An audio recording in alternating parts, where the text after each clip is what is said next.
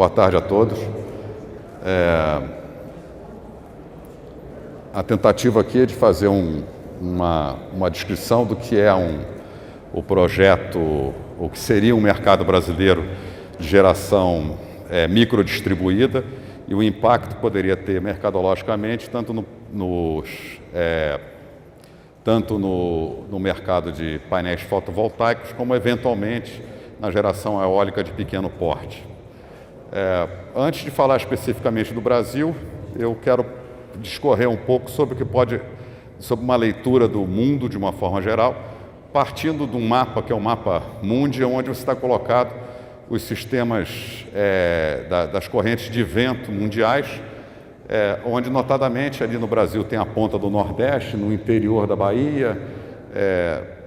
na África, na ponta da África, no meio da China, ou seja, as regiões de alta incidência de vento são conhecidas. As regiões também de alta incidência solar, ou seja, de radiação solar, também são conhecidas. Quanto mais vermelha aí a área, maior a incidência. Você pega grande parte da África. A África é o continente onde eu diria que tem a maior extensão de terras com alta incidência solar. Você tem também grande parte da Austrália e um pequeno pedaço do Brasil que se compara àquele nível de alta incidência, embora o Brasil, como se pode se reparar, tenha uma incidência maior do que todos os países acima da linha do Equador. O que se repara neste ponto é que se a gente for olhar a parte de desertificação mundial, a grande incidência que tem na África, na Austrália e na Europa Central se dá coincidentemente em áreas desérticas e, portanto, de difícil exploração por não haver carga efetiva para você disponibilizar da utilização dessa energia. Um outro mapa que nos traz uma ideia de como se distribui as terras secas pelo mundo. Você tem quase 42% da superfície terrestre útil de árido a semiárido, e vivem nessas regiões cerca de 34% da população mundial. Se a gente tirar dessa equação a parte hiperárida, que é a parte relativa aos desertos, você tem cerca de 34% da superfície do planeta, com 32% da população. Ou seja, embora as condições de vida sejam difíceis, são áreas onde há um adensamento populacional significativo. Bom, isso é uma projeção da EPEA, da Agência Europeia de Energia, em que mostra que em 2010 você tinha cerca de 35 gigawatts já instalados até o final do ano na Europa, com uma projeção de até 3.000 gigawatts até 2050, num cenário esperado e num cenário otimista de 4.700, eu acho que hoje já é difícil de ser atingido pela redução dos subsídios que tem hoje na Europa. Isso deve ficar dentro do cenário esperado. Um outro dado de relativa significância é que a energia solar no mundo, especificamente solar, tem uma projeção esperada, se houver um programa mundial de otimização do uso da energia, que 14% da energia mundial possa ser de origem solar no ano de 2050, o que é um número extremamente significativo se olhado o balanço energético atual. Isso só foi possível porque houve efetivamente uma redução drástica dos preços da energia solar no mundo, da instalação fotovoltaica, de forma que, se a gente considerar que 100%, como 100% o preço do segundo quadrimestre de 2006, em 2011, praticamente 5 anos depois, esse preço já era 33% do preço original e hoje deve estar em torno de 25% a 26% daquele preço de 2006. Isso só foi possível por conta dos programas de inserção de energia renovável, feitos principalmente pela Alemanha e grande parte da Europa, que, através do desenvolvimento tecnológico promovido pelaquela demanda, fizeram que essas novas tecnologias levassem a preços cada vez menores, descolando esse mercado num mercado que era ligado ao mercado de informática, fotovoltaico, ligado à fabricação de circuitos de informática, e criando um mercado próprio com a entrada de outros players que acabaram por diminuir os custos de produção, projetando efetivamente cerca de 2016, até $1 o watt-peak já instalado, ou seja, o painel estaria a cerca de 50 cents de dólares, já estamos perto disso hoje, você consegue comprar, a despeito da qualidade ou não, módulos fotovoltaicos a 65 cents de dólar, 68, 70, dependendo da qualidade, e com a diminuição dos custos de montagem e conexão e dos eletrônicos, isso leva a um preço extremamente convidativo para que você possa ter a penetração efetiva disso no mercado mundial. Isso fez com que você tivesse no mundo uma profusão inicial de fazendas solares que se utilizam do mesmo sistema de distribuição e de transmissão existente nos países que assim adentraram na sua fonte, com essa nova fonte nos seus sistemas de geração, seguindo vamos dizer assim, os sistemas que já haviam, como aconteceu também com a energia eólica, ou seja, aqui no Brasil seria conectado na rede básica ou numa rede de distribuição semelhante à rede básica. As fazendas fotovoltaicas têm configurações MIS com tecnologias diferentes, desde a de silício policristalino ou monocristalino a painéis de filme fino. O que é uma fazenda solar, na verdade? A fazenda solar, então, portanto, ela é uma grande instalação com um conjunto de painéis solares que necessita, dentro daquela concepção, de uma instalação de conexão com uma determinada rede, ou seja, há necessariamente um investimento para se conectar a essa energia e possibilitar que haja o escoamento dessa energia para dentro do sistema elétrico, onde essa energia vai ser de alguma forma comercializada. Isso pode ser conectado via uma rede básica, por exemplo, uma rede de alta tensão ou extra alta tensão, dependendo do tamanho dessa fazenda solar, ou até mesmo em rede de distribuição, se essa fazenda solar tiver a característica de uma geração distribuída. Quando a gente olha instalações de conexão, você observa pelas curvas de utilização desse investimento, que é a forma que você o amortiza ao longo do tempo, que existe uma diferença grande entre a linha amarela, característica da geração solar, com qualquer outro tipo de conexão. Ou seja, a energia que circula por uma conexão é composta pela área da curva da potência vezes o tempo ali que está expresso embaixo. E uma conexão de energia solar, ela efetivamente só utiliza uma quantidade de horas menores do que 5.000 horas ano, enquanto todas as outras conexões têm efetivamente uma utilização anual muito mais elevada, ou seja, a amortização, não só o custo, mas a amortização do custo das instalações de conexão de fazendas solares, elas penalizam a fazenda solar exatamente por só funcionarem por um determinado período de tempo. E quando a gente olha a fazenda solar de perto, a gente repara que a fazenda solar ela é um somatório de painéis, e um painel necessariamente é um somatório de células fotovoltaicas. Ou seja, diferentemente de qualquer outro tipo de instalação energética ou até mesmo industrial,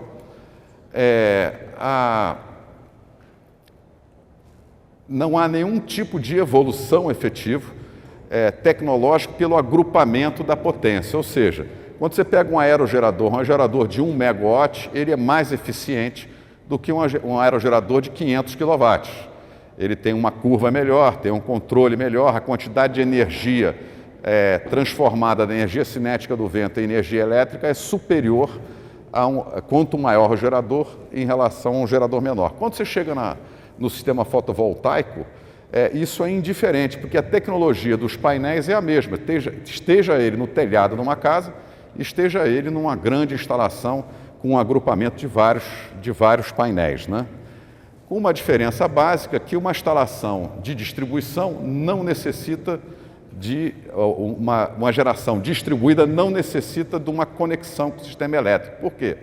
Como a gente viu naquele gráfico anterior, já existe uma conexão com a conexão de carga. Essa conexão de carga ela passa a ser utilizada para injetar energia na própria rede, portanto, tem um investimento a menos do que você tem quando você faz uma grande instalação conjugada. Qual seria a grande vantagem de uma instalação conjugada para uma instalação distribuída ou microdistribuída, espalhada por diversos pontos de conexão? São os efeitos de gestão desses ativos e da gestão energética e de manutenção. Hoje em dia, com o advento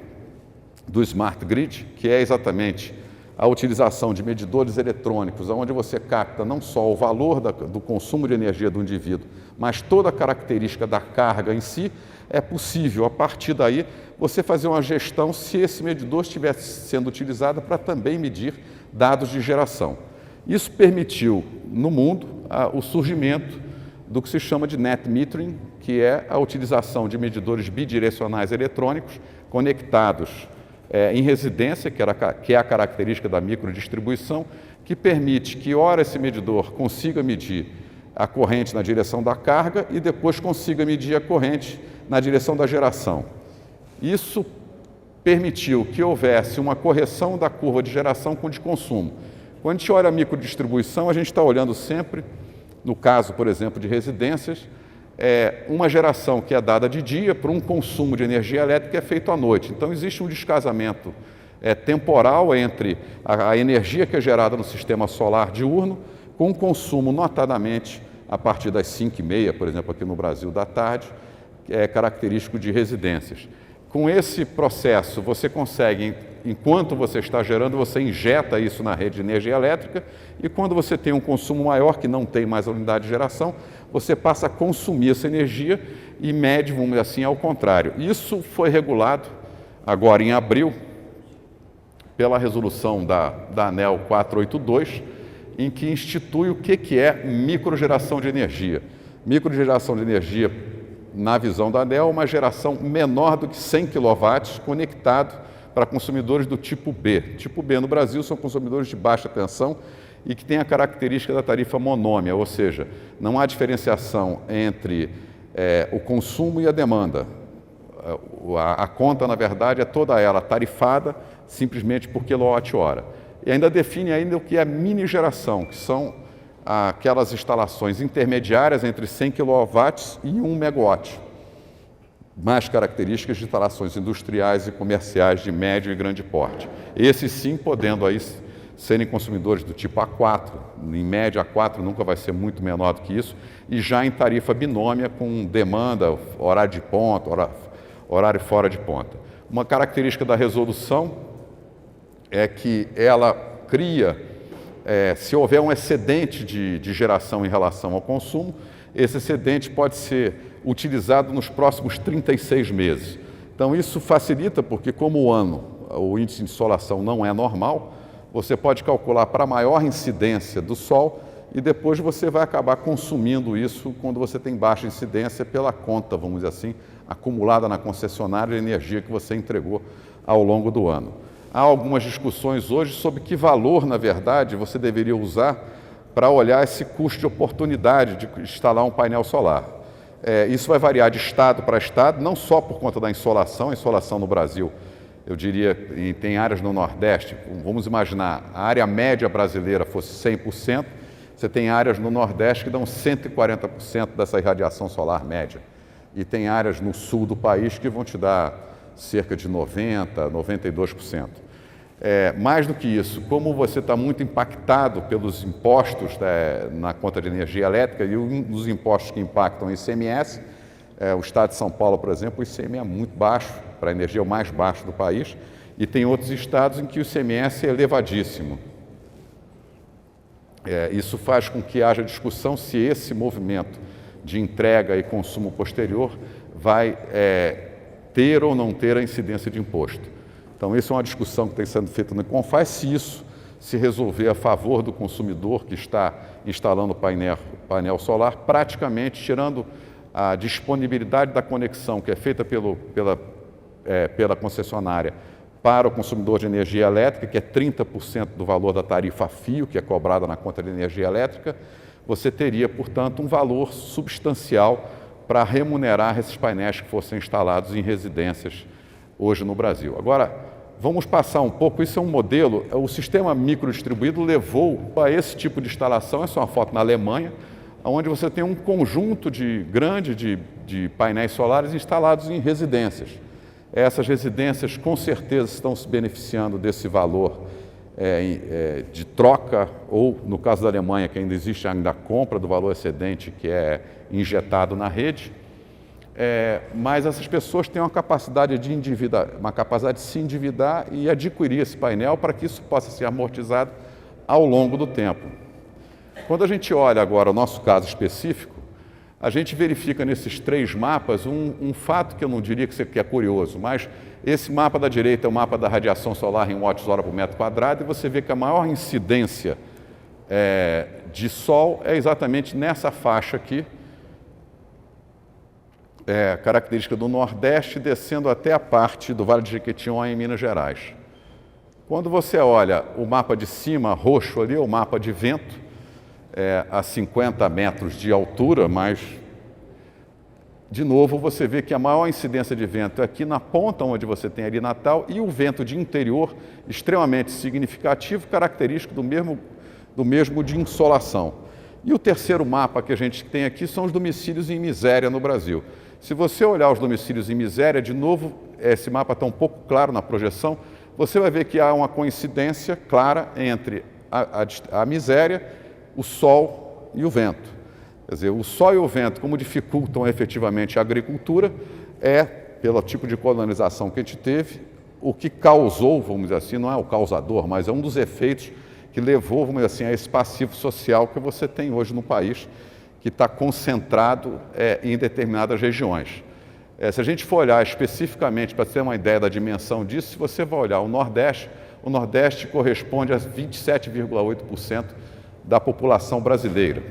E quando você olha das populações em pobreza extrema, o Nordeste representa 59,1% da população em extrema pobreza. E é exatamente essa população em extrema pobreza que está naquelas áreas onde a gente teria os maiores índices de insolação e os maiores índices de vento. Bom, e um outro dado é que essas famílias, todas que estão aí, essas famílias que estão em extrema pobreza, que estão no cadastro único do governo federal para acesso ao benefício de programas sociais, por exemplo, Bolsa Família, chama-se CadÚni, são famílias que têm renda per capita menor do que meio salário mínimo ou renda familiar menor do que 3 salários mínimos. Essa é a característica do CadÚni. Todas elas também têm acesso a um outro programa social chamado Tarifa Social de Energia Elétrica. A Tarifa Social de Energia Elétrica oferece um desconto de 70%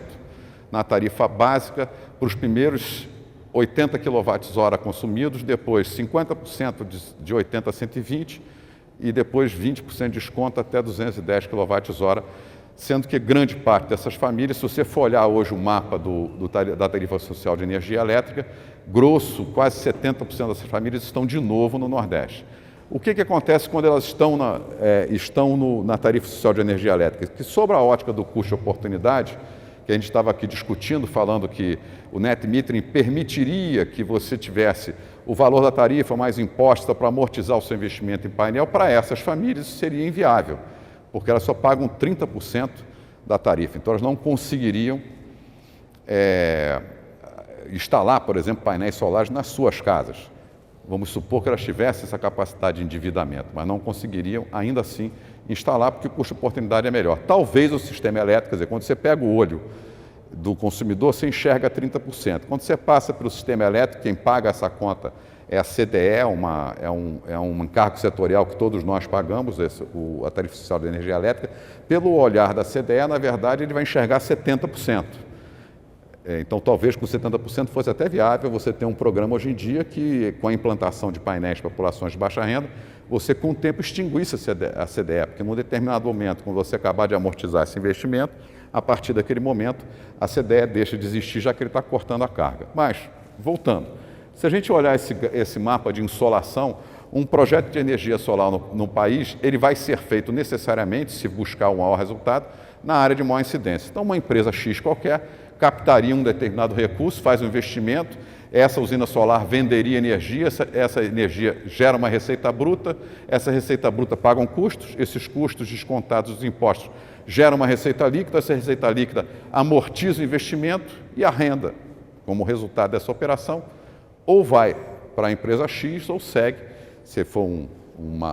alguma coisa de fora, ou seja, a renda segue o fluxo de capital. Então, se você for olhar agora aquele mapa da pobreza brasileira e olhar que naquelas regiões estão as populações mais pobres do país, a gente deveria tentar buscar um programa onde, através do financiamento dessas famílias que estão na tarifa social de energia elétrica, você vai fazer um ciclo de venda, de receita bruta, de custos, receita líquida e a renda, uma vez que o financiamento e o fluxo de capital se iniciou lá, ela permanece exatamente onde houve, vamos dizer assim, a utilização desse ativo. Então, se a gente conseguir implementar no país um trabalho que não fale só da que implemente efetivamente a microdistribuição de energia, notadamente aqui a energia solar, ele vai permitir que isso também uma distribuição da propriedade do ativo de geração, que a renda também seja distribuída, atendendo, vamos dizer assim, todo o conjunto de pessoas que estão nas regiões de maior insolação. Para isso ser feito, e enquanto não houver outra resposta em relação à tarifa social de energia elétrica e o custo de oportunidade, a gente tem que diferenciar o medidor de geração do medidor de consumo. Ou seja, o medidor de geração seria uma efetivamente medida acontecida numa casa, vamos chamar assim, de baixa renda. E esse medidor, através de um sistema, pode ser um sistema PLC ou pode ser um Zigbee, alguma coisa que seja feito, ele emula como se fosse um medidor único. Esse medidor único expresso no concentrador transmite esses dados de faturamento para onde for necessário. Isso, na verdade, emula virtualmente uma fazenda solar, embora não a seja fisicamente, no somatório dos agentes que estão ali distribuídos. A única grande diferença disso, uma fazenda, é que você tem, na verdade, uma cooperativização dos ativos de geração, diferentemente do que acontece quando você está num único espaço físico. Com a vantagem adicional, quando se trata de geração distribuída ou microgeração, você reduz as perdas do sistema, porque você, na verdade, faz um corte de carga. Então, você faz com que a energia que transitaria pela rede básica, pelas subestações de distribuição, pelas linhas de distribuição, pelos transformadores de abaixadores para atenção de utilização de 220 ou 380, eles fossem, na verdade, menores utilizados, portanto, com perdas. O balanço energético total desse sistema, quando você fala de geração distribuída, é efetivamente muito melhor. Uma associação que poderia ser feita é com o programa Minha Casa Minha Vida. Por exemplo, a gente está hoje com um programa em andamento com a previsão de 1.600.000 residências para essa população de 0 a 3 salários mínimos, tentando mitigar o déficit habitacional de 7,2 milhões de moradias. 90% desse déficit habitacional ocorre na faixa de 0 a 3 salários mínimos e 35% está no Nordeste. Então, você poderia fazer uma associação de geração microdistribuída com casas, por exemplo, do condomínio Minha Casa Minha Vida, não no sentido dos indivíduos serem proprietários de painéis solares. Aqui você poderia financiar os condomínios de moradores ou associação de moradores, e essas associações seriam proprietárias dos ativos de geração que estariam em cima dos telhados dos indivíduos que ali moram, cada um sendo dono de tantos avos de cada painel que está sobre a sua cabeça. Isso leva